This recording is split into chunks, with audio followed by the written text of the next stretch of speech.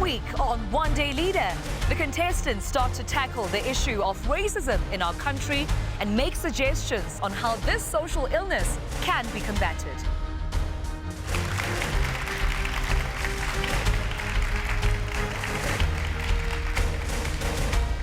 Sanbonani Molweni, good evening and welcome to One Day Leader. My name is Tumelo Mototwane and we're coming to you from our SABC Henley studios in Auckland Park right here in Johannesburg. Now, racism is of course defined as prejudice and discrimination directed on someone of a different race. This is based on the belief that one's own race is much more superior. Now, the race issue of course has played a role in many important moments of history around the world, from the Holocaust to apartheid right here in South Africa. And what we perceive as a minor issue, such as mistreatment in the workplace based on one's race, of course, often escalates to something much more bigger. The language, of course, of choice in our education system led to the 1976 youth uprising. And while the country no longer battles segregation as an issue, there are still pertinent issues concerning racism. While today's debates are circulating around the thin line between freedom of speech and racial comments, with students from the University of Cape Town questioning a seemingly innocent statue and calling it a representation of racial ideas. But what are your views? Please visit our Facebook page. We are One Day Leader SA to share your comments on this topic. You can also visit our Twitter account, which is @OneDayLeader. Don't forget to hashtag One Day Leader or hashtag One Day Leader 4. Now, our 6 contestants have a view about this issue, of course, and what the country should look like in the future.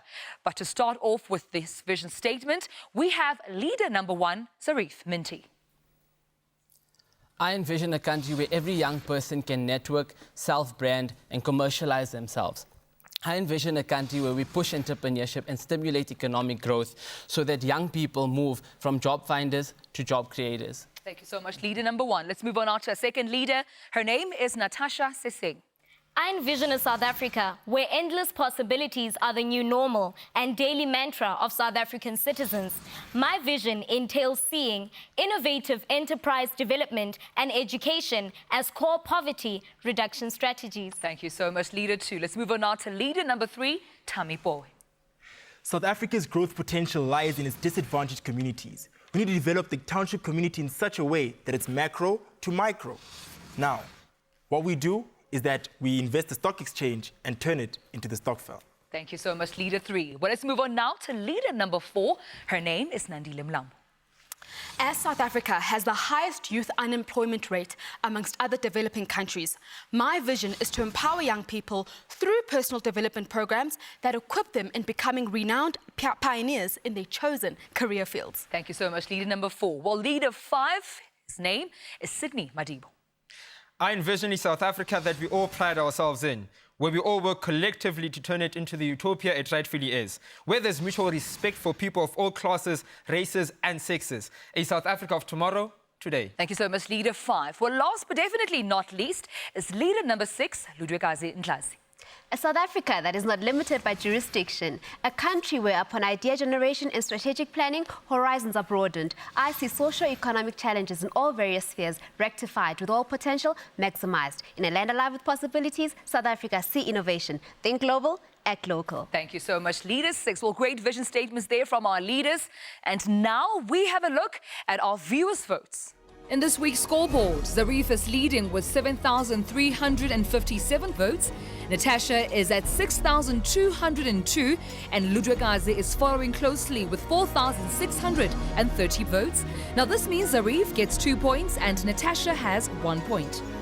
Well, there you have it, South Africa. Please vote for your favorite contestant on the number 33121. And if you're still confused, well, let's have a look at how you get to vote.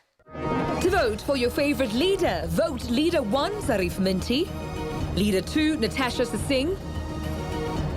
Leader 3, Tammy Boy. Leader 4, Andile Mngxitama. Leader 5, Sydney Madibo. And Leader 6, Ludwikazi Ndlazi. And we have two permanent judges who have a very tough role of ensuring that we choose the best candidate as our one-day leader for the season. Well, ladies and gentlemen, let's meet them. Tebogo Ditshego is the CEO of Ditshego Investment Group and Ditshego Media. He is also the founder of Read a Book SA. Catherine Constantinidis is the Executive Director of Miss Earth South Africa. She is also the co-founder of Generation O.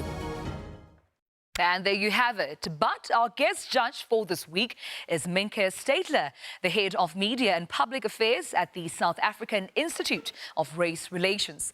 She has worked as a journalist in London for 5 years and managed the Constitution Hill Education Project at Constitution, of course, focusing on human rights education. She further holds an honours degree in psychology and a master's in journalism.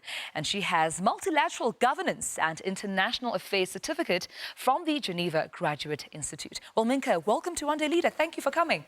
Thank you very much. Thanks for having me. Now, let's talk about racism. How prevalent do you think the issue of racism is in the country, especially 22 years into our democracy? So at the Institute of Race Relations, we do see that racism is still prevalent in the country, but we do want to make the point that it goes hand in hand with other issues that we're seeing as well. The students raising their voices. We're seeing service delivery protests. There's about 4, if not more, a day. And things like xenophobia, the wave of xenophobia we saw once again last year. And we believe that all these issues are actually interlinked, and that we need to look forward in terms of how are we going to move forward to really tackle these challenges. Absolutely. And that's when it comes down to, we believe it's an economic issue, it's an education issue, it's an inequality issue, and that if we can empower the majority of people in our country, we will actually see racism decrease as well. Just to give you some ideas, why we say that is, we only see about 35% of our matrics passing mathematics at 40%. Yeah. We have a 65% youth unemployment rate, which is probably, as far as we're concerned, our greatest challenge. And if we don't tackle those issues, then we can talk about racism as much as we want, but we really need to tackle those issues and empower the majority to fight racism. All right, thank you so much, Minke. Thank you so much for coming. Now, our contestants have spent some time together for the past 6 weeks getting to know each other. And now they're about to tackle the issue of racism in our country. Let's have a look at what they got up to.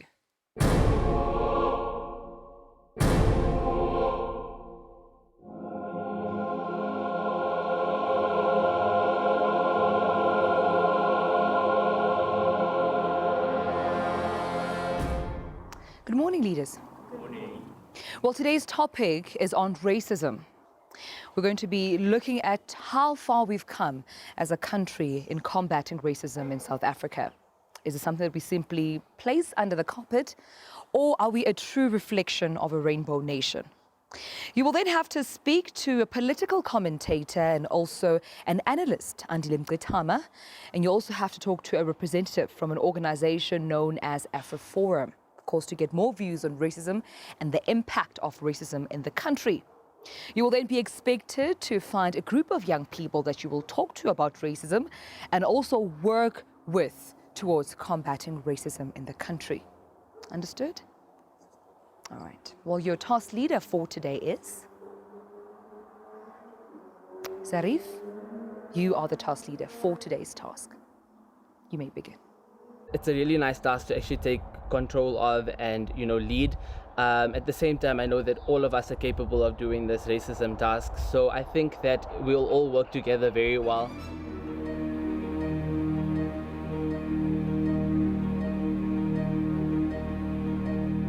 Do you believe that reverse racism exists in the South African context?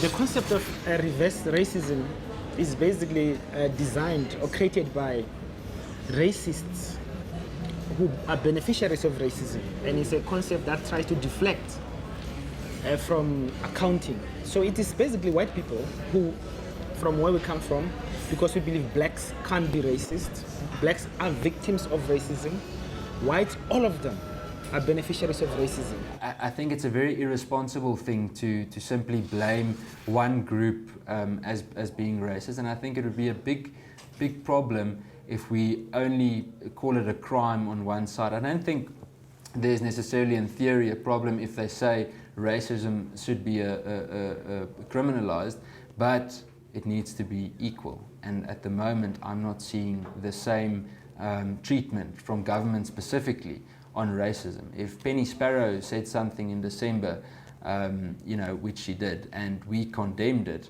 it got so much media reaction. But I actually printed it for you guys here. When Velapi Kumalu said that I want to cleanse this country of all white people, we must act as Hitler did to the Jews. It's a very irresponsible thing to say, because when I asked Andile, but what about that comment? He said to me, it's only bad manners, it's not racism.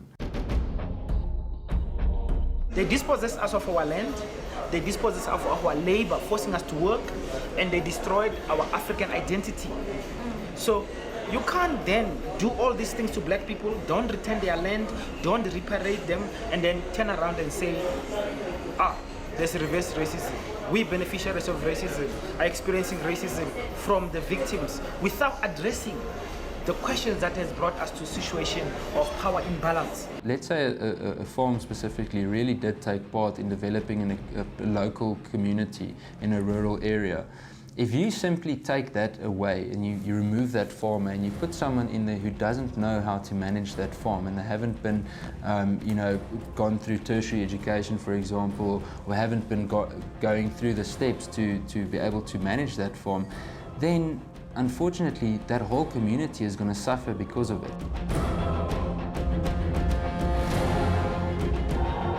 I don't sympathize at all, and I want to make it very clear, with organizations that sought to that claim equal justice and claim equal opportunity, where substantively there is no equal opportunity that exists in today's economy. But the first thing is, if I stole your car and I see you, you see me, I'm driving your car, right? And you stop me and say, wait, I want my car back, and I say to you, do you have a driver's license? Right? So what do you want to do with your car? It's none of my business. I'm a thief. I must just give back the land. That's the car. That's the first thing. Give back the land. That's the first thing you do. What we do on the land is something that we, owners of the land, will decide. Ke believe yes, but ba bantšu ba kgona go nna racist, because ha re tla go sheba term ya racism, re bona gore ke segregation or discrimination or prejudice to other race. So ke believe even in our rights as black people, within us we have the ability to be racist, but do I believe that black people, majority of them practice that? I don't think a lot of black people do.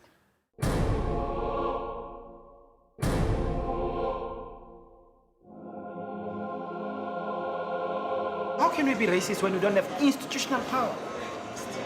Criminalize racism under the principle blacks can't be racist. If you don't do that, black people are going to be arrested for racism.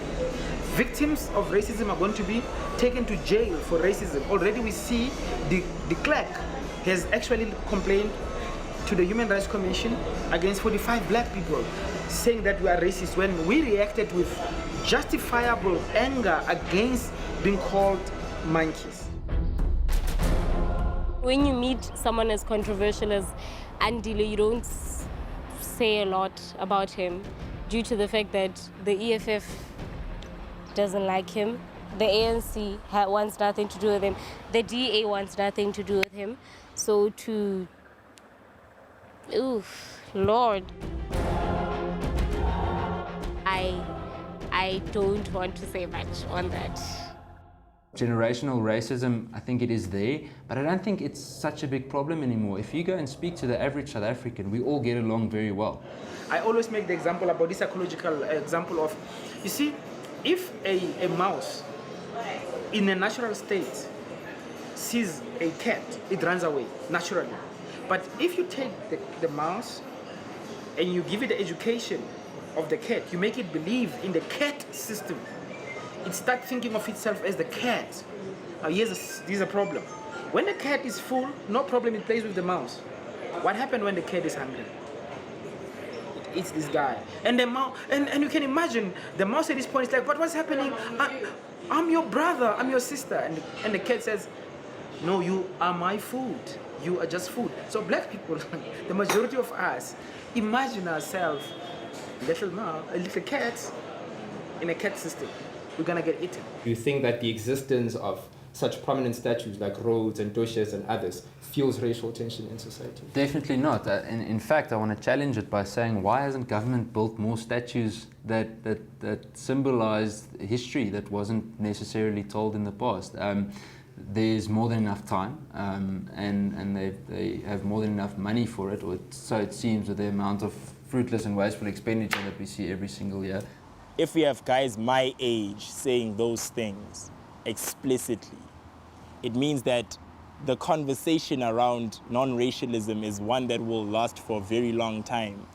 And reconciliation is something that we don't have right now. And as leaders, it's something that we're going to be grappling with for 2 or 3, 4 generations to come. Interesting topic, but very interesting views there from both gentlemen. Now, after the break, we have a look at how the contestants plan to convince their peers to combat the social illness. We'll be right back.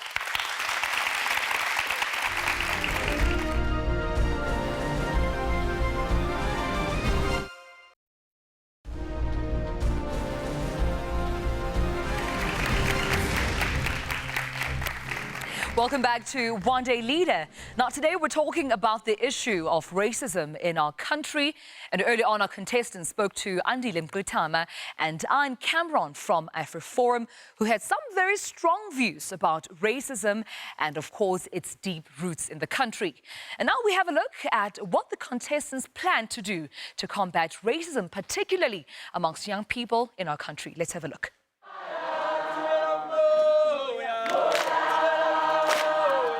We just got to the Northwest University, the Vaal campus. It's the signing of the canvas.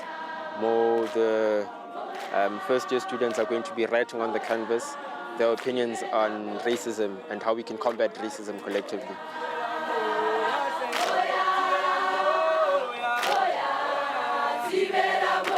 Today we are shooting a very important task, right, on racism. And what we are trying to do is that we want each and every single resident to participate in the signing on a canvas, right? And what you're going to be signing on that canvas is basically your thoughts on racism, right? So stop racism, I hate racism. Racism, it's something that we're taught, and I was taught while I was still a young child, you see. I was taught that racism, it's something dealing as soon as black people got into power. Well, it's the 22nd year later, seeing people, basampan banally, that thing racism. For now, I see it as a chronic disease. Abafundi, they are just so excited to be with us and just express themselves on a canvas, how they feel in the.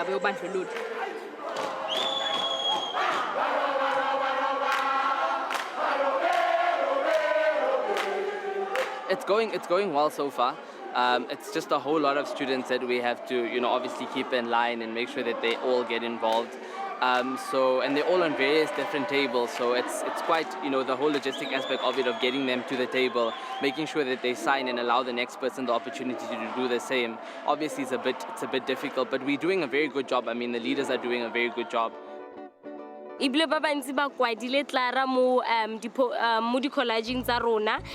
were really excited. One of the most powerful statements that came across was that the only thing where colors should be separated is with laundry. So it's really interesting to see their views. I mean, things like "We are one," "No to racism" were really written. And the campus, historically having a few issues here and there with, race and stuff like that. Creating awareness is a start, so I think it's a good start. Like involving different people, like having them write their say and just jotting down what they have in mind. I think college is also ngokuthi it creates awareness. You know, abantu bazi about the realities, because I think inkinga esiyalesiyenze njengama South Africans, we sweep izinto underneath the carpet. So it's going to create awareness, it's going to start evoke conversation. I think that's how it's going to help, and further to that, action. But it starts with having the conversation and facing the realities.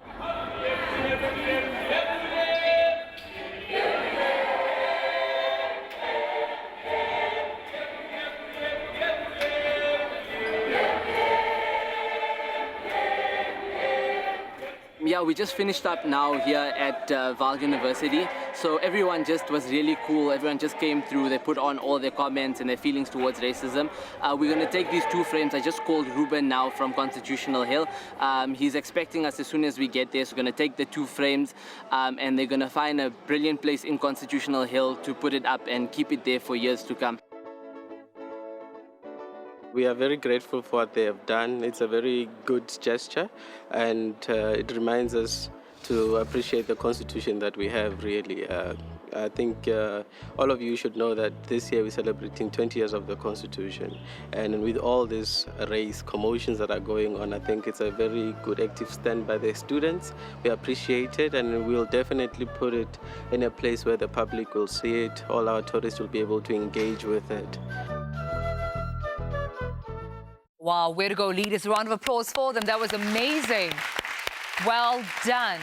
Well done to each and every one of you. Now, an interesting fact is that the Constitutional Hill functioned as both a prison and a military defense post at some point in this history. Well, the rich history, of course, of the site makes it even more perfect a place to bury the hatches and spread the new message of hope for young people. I'm very much impressed with our leaders. Now, after the break, we hear from the judges and then we get into our very first debate. We'll be right back.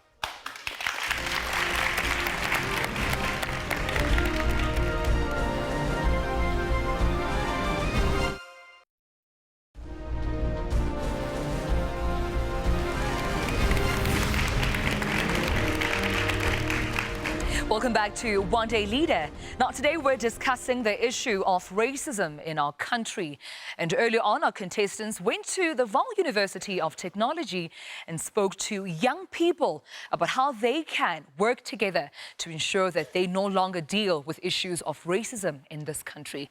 And then they went on to the Constitutional Hill, where they handed over some of the views from young people against racism. Very interesting views there. I heard one about, the only time that colors should be separated is during laundry. I know that for a fact. So now, of course, we'll move on to, of course, our judges and just find out if they have any questions for our leaders. Minka? Yes, we do have a question, and I'm going to direct it at the task leader, Zarif. It was interesting that you chose this particular university, since there are other more multiracial universities in the country that might actually have more incidents of racism or experience more incidents of racism. Can you explain why you decided to choose the Vaal University of Technology in particular? Sure. We chose the NWU Vaal University, mainly because of 2 reasons. One, the leadership allowed us the opportunity to speak to first-year students, so we could influence them and, try to obviously remove that prejudice of racism coming into the university. Secondly, I think it was very important that, Van der Bijl Park in particular is more of a red flag area when it comes to racial incidents or anything along those lines. So I think we would have got a lot of case studies, and we did get a lot of case studies from that specific university. All right, thank you so much, Leader One. Thank you so much, Minka, for that question. And now our debate topic for this week is, how do we get young people to play a role in combating and eradicating racism in this country? Now, before we start with our first debate, let's have a look at the rules of debate. Every leader has a set of instructions and disciplines to live by. These are the rules for the One Day Leader debates. You have 30 seconds to state your vision statement, 60 seconds for the opponent to challenge, and 30 seconds to conclude your debate. And there you have it. Now, our first debate is between Leader 2, Natasha Sesing, and Leader 3, Tami Bowe. Tami, you'll start this one. Your 30 seconds begin now. No one is born hating another person on the basis of the color of their skin. In fact, they learn how to hate. And if they can learn how to hate, they can learn how to love. And this is what Nelson Mandela teaches us. Racism is a social conditioning that is taught by our environment. And it can be unlearned by creating educational programs that actually teach nation building and non-racialism. This is called child-led nation building, where you get kids from different backgrounds and communities to come together and solve communal problems there. It's done by Riverside High Schools in India, and it affected 100,000 people there. You looked at educational programs. Now we understand that there are consequences of racism, such as inequalities in terms of accessing education, also in terms of, looking at that thing of access, also to the economy. How do these educational programs directly affect that? And looking at the topic, very much. So the educational programs are actually very important, right? Let me finish. The educational programs are very important, right? Because they actually engage the youth at a ground level. Because the debate wants us to talk about the youth. How do you actually affect the discretion of the youth? How do you affect the perception of the youth? And actually, how do you actually get them to work together and build the actual nation? May I ask a question? Yeah. Looking at the consequences of racism, racism is not just limited to a feeling. So looking at these educational programs, which visibility do we have? Good, fantastic. Now, what's good about these education programs, because you're including people from different races and different class backgrounds to work together to build these communities, right? They directly influence the consequences of racism because they actually get these people to work together, right? So the Rainbow Nation is a goal of non-racialism. It is a vision that was given to us by Nelson Mandela and Desmond Tutu, right? But the problem is we haven't yet reached the Rainbow Nation, and we haven't yet reached actual non-racialism. How you do that is that you include the youth in the process of coming to non-racialism, and you socialize the youth to coming to a point where they can work together and inclusively build the nation. You use the youth as a means to an end. Thank you.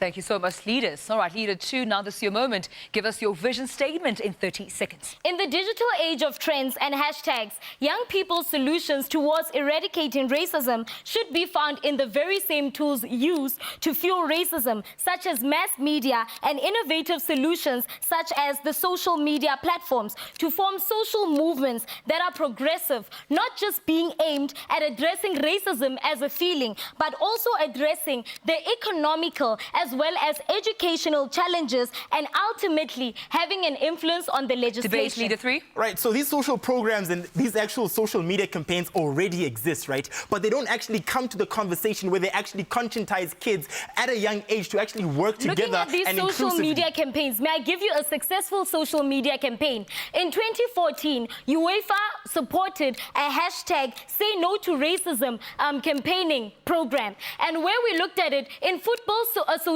Well, that's different completely. That's the Football Association example, right? We don't actually have the same assessment in the South African conversation. Racism was rife within that football association. In America, actually we look at initiatives such as hashtag Black Lives Matter. Hashtag fees must fall. If anything, actually charge racism in other universities ideologies and public ideologies. It's completely different because it's a sport, right? You have to understand that in the sport discourse, it's completely different from what's happening right now. We saw the power of social media movements that look to also have an impact with legislation. Have an impact with on racism there, right? Thank you, Leader 3. Leader 2, conclude.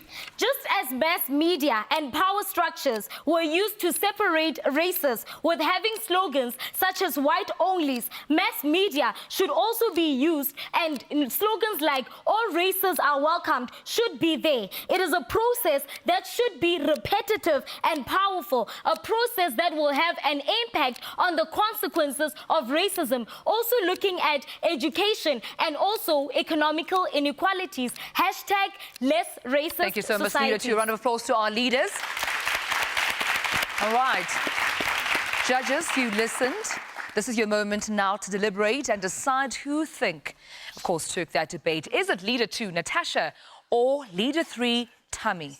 Now, of course, as our judges make that decision, I would like to encourage you as well at home to vote for your favorite leader, either Leader 2 or Leader 3, to the number 33121, and ensure that they proceed, of course, to the next round of this competition. All right, judges, have you made your decision? All right, a decision is made. Let's take a look at who took that round. The winner of our first debate is leader number 2, Natasha. Give a round of applause. Congratulations, leader 2. Judges, what didn't leader 3 do correctly? I think that for us as a panel, Natasha took this one because she brought something that was so relevant. In the height of how we have seen social media used in our own country, the other examples you brought, where social media has been a very powerful tool in order to combat something that was a social ill at the time. And I think that you brought a solution that tomorrow we can go and implement. And I think that was very powerful. Well done. All right. And what didn't leader 3 do correctly? What did he miss there? I think, firstly, congratulations. That was a great debate. I think leader number 3, Tammy, the thing that you missed was to be multidimensional. You were very one-dimensional, focused on education, and that's very important. But you also have to look for other solutions, and that is exactly what Natasha did. And congratulations for that, Natasha. All right, thank you so much. Congratulations. Thank you so much, judges. Now, that was our first debate on the topic. And after the break, we'll bring you, of course, more solutions to the social ill called racism through our next 2 debates. We'll be right back.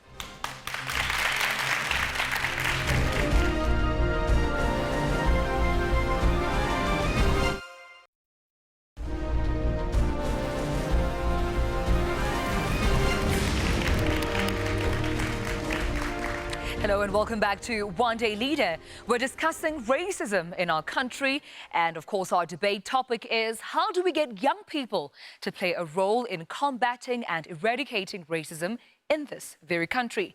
Now, our next debate is between Leader 4, Andile Mngxitama, and Leader 6, Ludekazi Ndlazi. We'll start this one with you, Leader 6. Your 30 seconds begin now. With the youth of South Africa making up 66% of the total population, this global solution will rectify the racial misconceptions of South Africans, prevent generational racism, as well as have a ripple effect. A National Fellowship for Young South African Leaders, a structure much like the Mandela Washington Fellowship for African Leaders, established by President Barack Obama, a program that grooms the likes of Osman Timbo of Sierra Leone, who after participating in the program was successful and influential in convincing the youth of Sierra Leone to drive the country forward. Debate Leader 4. Okay, Leader, I'd like to know, just from those programs, what are the details? What do they entail in order to psychologically transform, the psyche, obviously, of those students? The program involves taking a group of young people from all provinces in South Africa, getting them together to come and talk about racism that they're facing in all their different spheres, in the KwaZulu-Natal province, in the Eastern Cape province, and thereafter find structural solutions which are relevant to economic, educational, and all the problems that they are facing. What about focusing on things such as, in the media? So, for example, the Australian No Way Racism educational activities. Media does not help me, just let me explain. Focus on media, right, to objectively and critically, probe that type of thinking, which links to media reports relating to racism and multiculturalism. But this includes a checklist to guide students in critically analyzing reports. If we choose media specifically, Leader, we are alienating the people who are not, who do not have the resources. The future of South Africa and the realization of the ideal rainbow nation free from overt and covert racism lies in the hands of the youth. By annually selecting 45 fellows, with 5 from each of the 9 provinces in South Africa, from various spheres of leadership, to come together and talk about racism and find structural solutions, we tackle racism issues nationally, and we find practical structural solutions to these problems. This ideology not only acknowledges racism, but it brings solutions and grooms future leaders. A solution that presents Ubuntu, freedom in the future, and the ideal. Thank you so much, Leader 6. All right, Leader 4, your 30 seconds to give us your vision statement begins now. The 2014 World Social Survey, which measured the social attitudes of the least and most racially tolerant countries, revealed that 40% of the least racially tolerant respondents came from Jordan and India, 20 to 30% from France, Saudi Arabia, and Vietnam, and the most racially tolerant countries, ranging from 5 to 10%, included South African respondents as well as Australian respondents. So a solution to this is to enroll effective social programs such as the Racism No Way anti-racism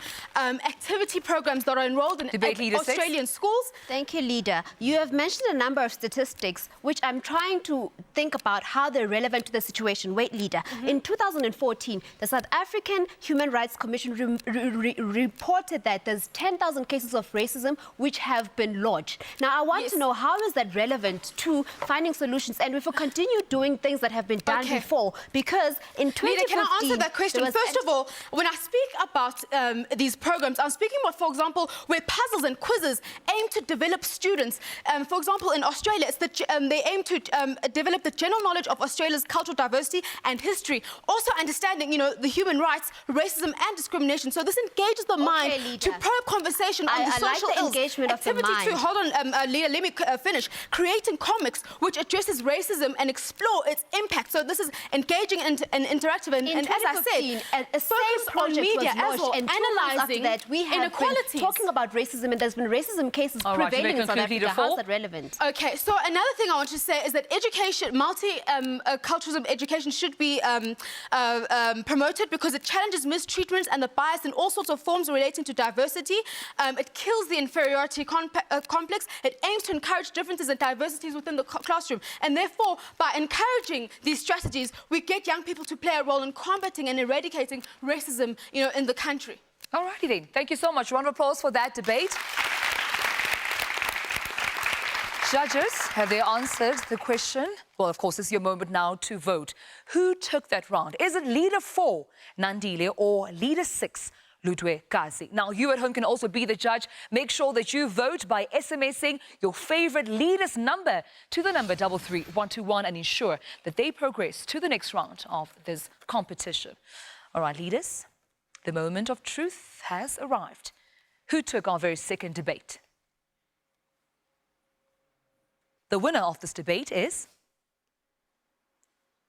Leader 4, Andile Mngxitama, took that round. A round of applause. Congratulations. Judges, what did she get right? Minke? Well, she had great stats, and we believe that without stats, often it's just an opinion. If you can back something up with stats, then you've got a good debate going. So that was very, very positive. Just one thing I would say is just to be, if we're looking at these sorts of education, looking at other countries, what they do, and then bringing it here, we need to make sure that it's tailored for South Africa, because obviously the demographic makeup in Scandinavian countries and in Australia is quite different from here.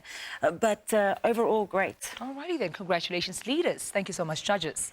Now, our final debate is between Leader 5, Sydney Madibo, and Leader 1, Zarif Minty. We'll start this one with Leader 1. You have 30 seconds to give us your vision statement. In South Africa, on average, 32% of social media trends actually involve racism or underlying racism in particular. It is clear to see that we need then stricter legislation when it comes to racism on social media platforms.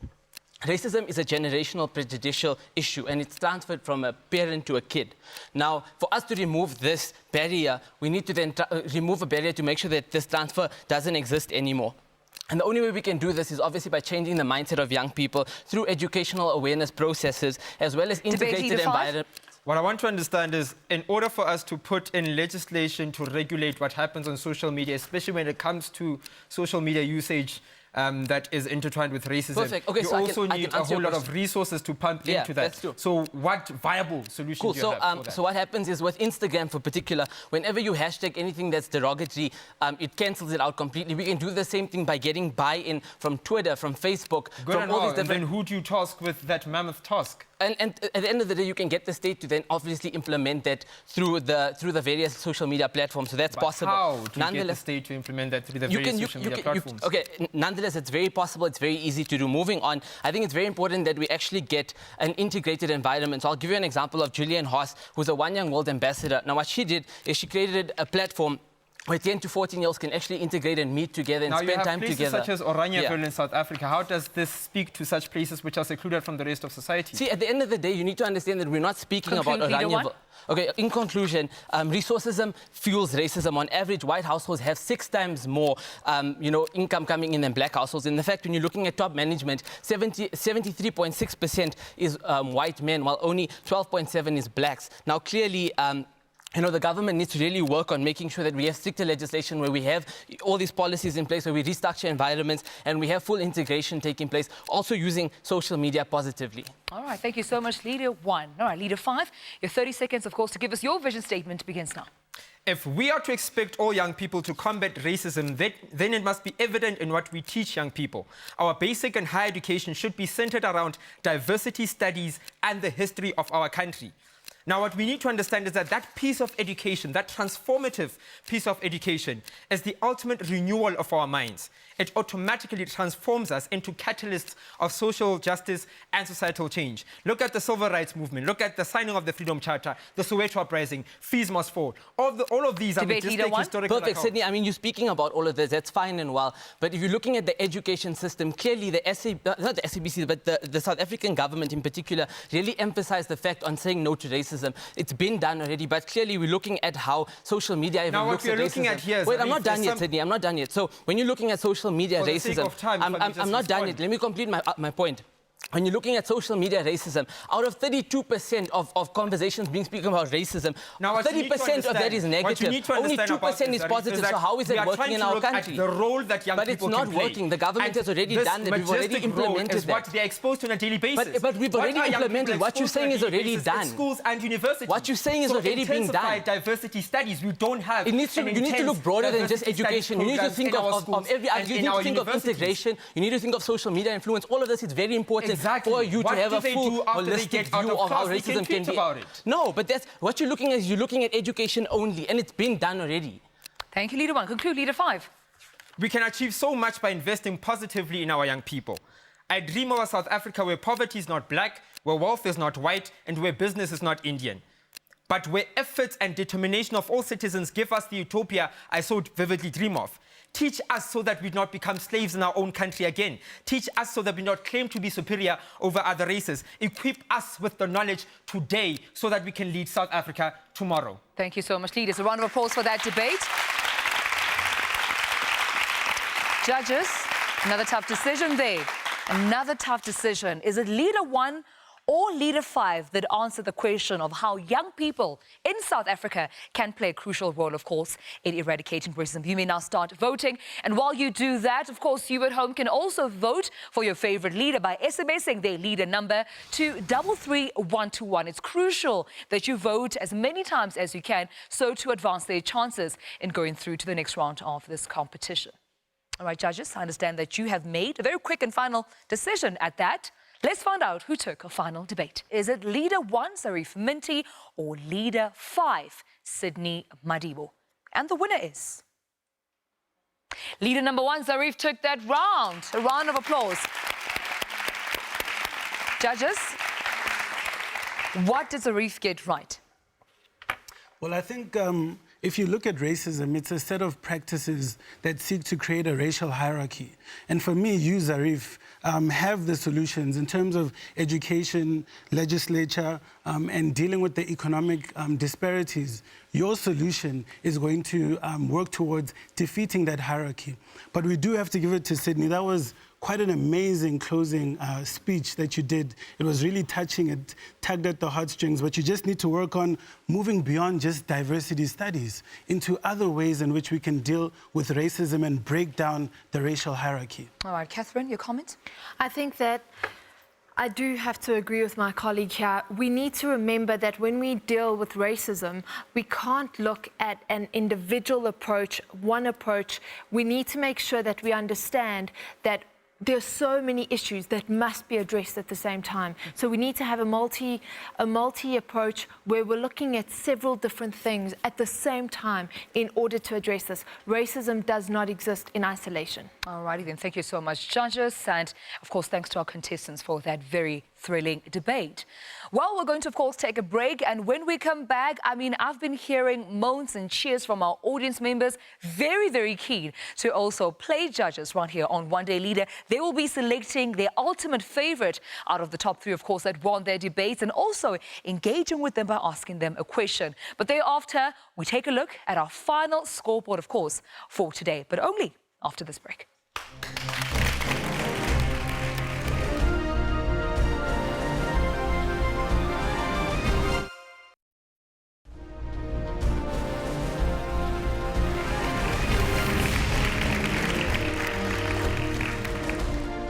Welcome back to our final segment of One Day Leader.